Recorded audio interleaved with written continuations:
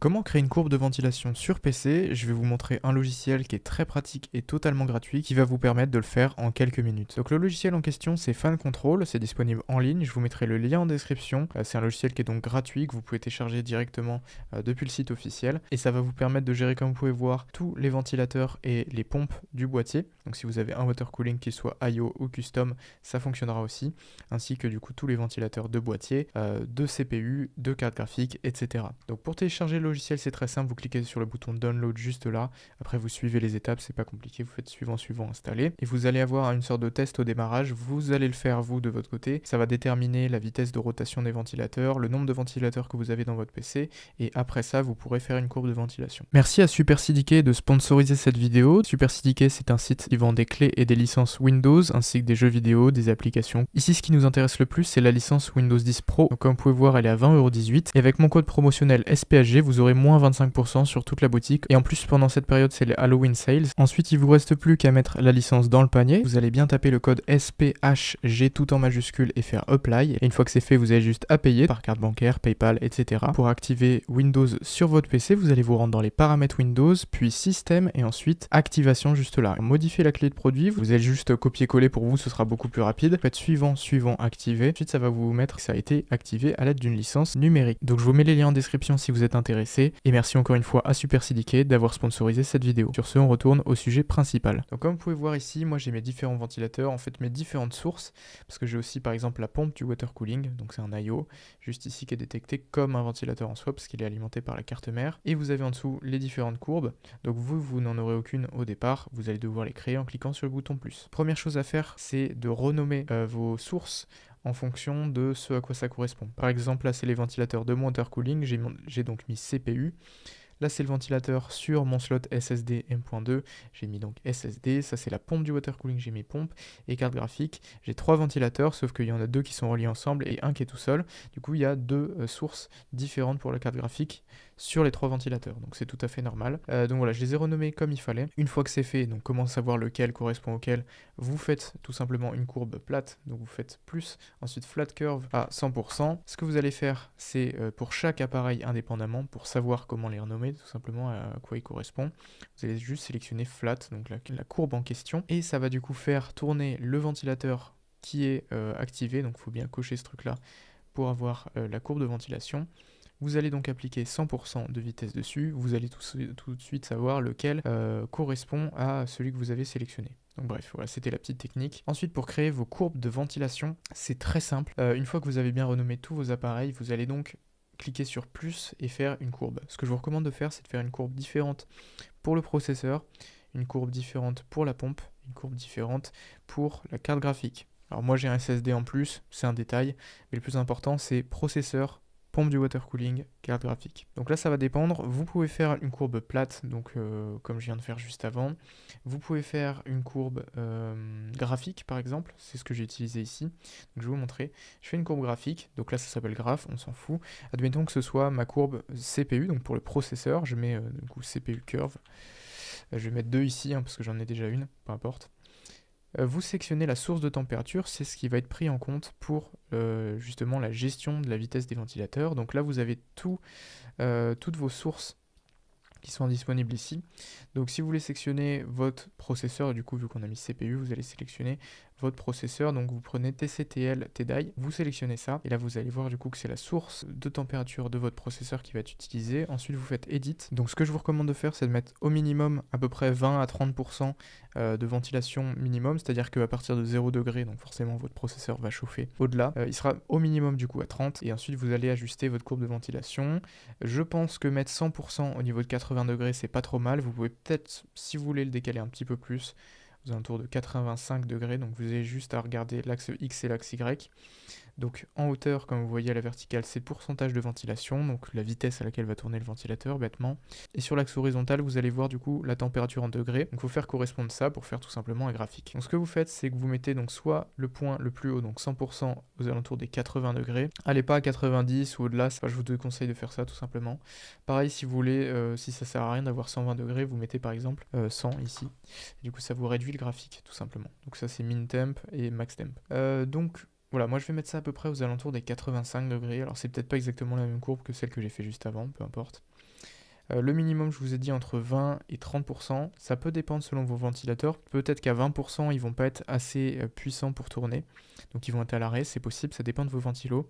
Donc mettez, je pense, dans tous les cas, c'est à vous d'essayer. Je partirai sur 25 voire 30, donc je vais laisser sur 25 pour que ce soit un peu plus silencieux. Ensuite, pour ajouter un point intermédiaire, parce que là sinon ça fait juste une ligne, vous allez juste cliquer, clic gauche, et drag le point là où vous souhaitez. Donc par exemple, si à 50 degrés, donc 50 degrés c'est le point qui est ici, donc c'est la ligne qui est là. 50 degrés, je veux, admettons que ce soit à 40%, et ben je vais le mettre à peu près comme ça.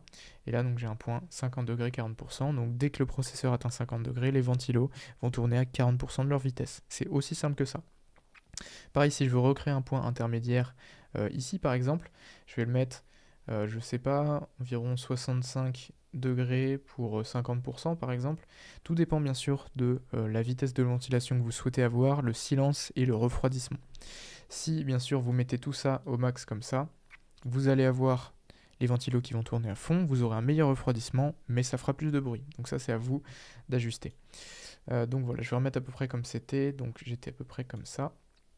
85 là c'est bon, et ensuite après vous pouvez ajuster par exemple 75 degrés, environ 60-70% comme ça, et là ça vous fait une courbe qui est plutôt pas mal. Donc votre courbe devrait ressembler à ça si vous voulez un mix entre silence et performance de refroidissement. Après ça va dépendre bien sûr de vos ventilateurs, de vos appareils. Vous pouvez avoir un processeur qui va beaucoup moins chauffer que moi, et à ce moment là vous n'allez pas monter jusque là par exemple. Peu importe, ça dépend vraiment de votre matériel. Là, c'est à vous de tester. Une fois que vous avez fait votre courbe et que vous l'avez donc renommée bien faite au niveau du graphique, vous allez cliquer sur OK tout simplement.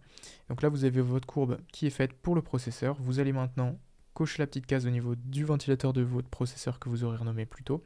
Donc du si c'est un ventirad, des si c'est un water cooling ou alors un 120 mm, peu importe. Vous sélectionnez donc la courbe juste ici. Donc moi, je prendrai CPU Curve 2, la deuxième que je viens de créer à l'instant pour la vidéo. Je vais pas le faire parce que ça sert à rien, j'ai déjà ma courbe principale. Mais vous voyez que c'est à peu près la même chose. C'est assez similaire de celle que j'avais déjà fait avant, donc sur le principe c'est à peu près ça. Maintenant, si vous voulez partir sur une courbe pour votre pompe par exemple, parce que la pompe c'est un peu différent sur un water cooling, seulement si vous avez un water cooling, sinon vous pouvez passer cette étape. Vous allez faire plus, et je vous conseille de mettre flat curve, tout simplement parce que la pompe de votre water cooling peut ne pas fonctionner correctement si elle est à moins de 80% ou même moins de 90%. Donc par défaut elle tournera à 100% tout le temps. En principe, selon votre BIOS, ça dépendra. Mais en général, c'est 100% tout le temps, voire 80 minimum. Mais ça ira pas en dessous. Vous pourrez la définir si vous le souhaitez sur 50% par exemple ou moins. Mais je vous garantis pas que ça fonctionne correctement. Donc pump, c'est juste la pompe du water cooling tout simplement. Donc admettons que je mette pump ou pompe, c'est pareil, peu importe. Donc ça c'est la pompe de water cooling, et ensuite vous mettez donc la vitesse que vous souhaitez. Donc là c'est uniquement un chiffre, c'est pas un graphique. Donc vous allez mettre par exemple, je veux que ce soit à 85%, vous entrez 85, vous faites entrer, et ça vous met 85% ici. Ensuite pareil, sur votre pompe, vous sélectionnez la courbe pompe en question que vous venez de créer. Voilà, là c'est à vous de tester, il faut voir si la pompe fonctionne bien.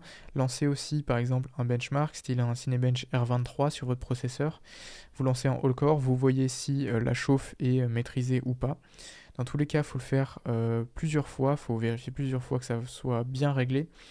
Et une fois que c'est fait et que vous avez fait tous vos réglages et toutes vos courbes, pensez bien à faire Save Config juste ici. Donc 3 petits points Save Config, et ça va enregistrer votre profil avec votre courbe, enfin vos courbes et vos différents appareils. Ce que vous pouvez faire aussi, ce que je fais moi, c'est juste cacher Fan Speed Cards, parce que je trouve que ça sert absolument à rien, donc vous cachez ça. Et vous avez dans tous les cas la vitesse de rotation de vos ventilateurs, pompes, etc. qui s'affiche juste là. Donc voilà, pareil pour la carte graphique, c'est à peu près comme le processeur. Vous ajustez, vous sélectionnerez juste, bien sûr, la source pour votre carte graphique. Donc une RTX 3070 pour moi, c'est celle-là. Vous sélectionnez la bonne source, vous faites votre courbe comme vous voulez. Vous sélectionnez ensuite dans votre appareil la courbe en question. Vous faites Save Config à la fin, et le plus gros du travail est fait. Et ça du coup ça va vous permettre de gagner pas mal de degrés sur la chauffe de vos composants, et aussi de réduire le bruit général de votre PC. Le fait de faire une courbe de ventilation bien réglée, ça baisse énormément le bruit des ventilateurs quand il n'y a pas besoin de ventiler à fond. Donc quand votre PC chauffe pas, il va être silencieux. Quand votre PC chauffe beaucoup, qu'il est en pleine charge, il va être plus bruyant. Ça dépendra bien évidemment des réglages que vous aurez fait. Autre chose, dans Settings, vous allez bien cliquer sur Start Minimize et Start at User Logon. Donc ça va juste démarrer le programme en même temps que vous démarrez Windows, comme ça tout se fait automatiquement, pas besoin de le réouvrir manuellement à chaque fois. Voilà, donc c'est tout pour cette vidéo, comment créer une courbe de ventilation sur PC. Si cette vidéo vous a plu, n'hésitez pas à mettre un like, vous abonner à la chaîne si ce n'est pas déjà fait, activer la cloche de notification, c'est très important pour ne rater aucune de mes prochaines vidéos. Vous pouvez regarder mes autres vidéos sur ma chaîne YouTube, j'ai pas mal de tutoriels d'optimisation Windows, d'optimisation Nvidia, AMD. J'ai vraiment beaucoup de vidéos et de tutoriels qui pourront vous être utiles, alors allez regarder mes anciennes vidéos. Vous pourrez aussi retrouver tous mes liens de réseaux sociaux dans la description, dans mon lien Linktree, mon serveur Discord, mon site internet. Je propose aussi mes prestations, montage PC par exemple, optimisation, etc. Donc si vous êtes intéressé, tout est dans la description. Merci d'avoir regardé cette vidéo jusqu'à la fin et moi je vous dis à la prochaine. A plus pour une nouvelle vidéo. Allez, ciao!